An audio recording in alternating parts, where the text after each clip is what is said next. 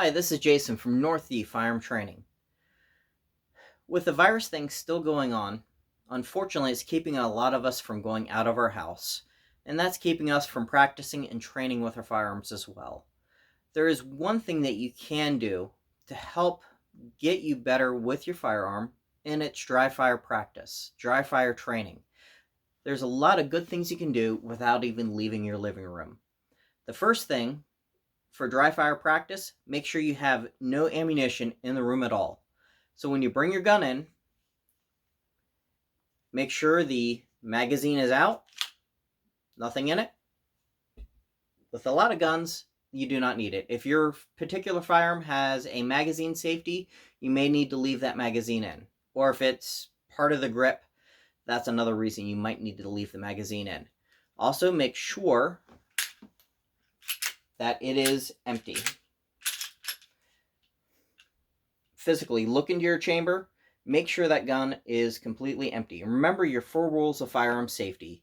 Again, even in your living room, you don't want to point your gun at anything you do not want to destroy.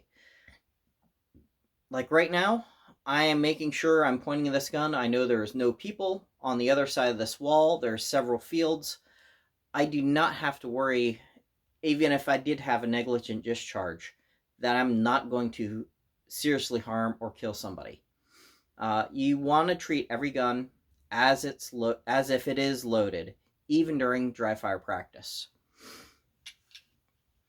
So again, with dry fire practice, I verified that this is completely empty, and a lot of times I double check it.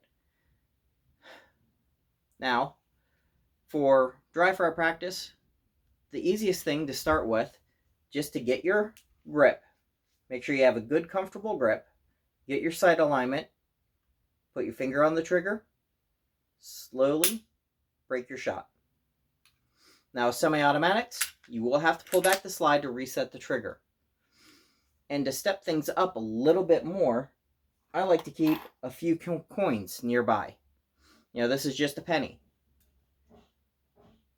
With most firearms, there's a little bit of a flat spot on the front sight. You put it onto the front sight, and you go through the same steps. Get your sight alignment, slowly bring that trigger to the back until it breaks. And if you do everything right, that coin should stay there. Now, if you slap the trigger, you jerk your trigger, what happens, if you do everything, and I really have a bad trigger, oops, wasn't as bad as I thought it was. If I really slap the trigger, that penny falls off.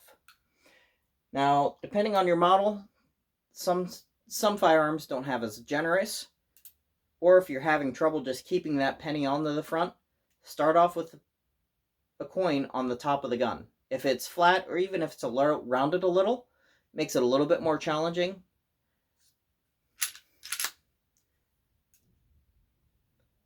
But again, you line your sights up.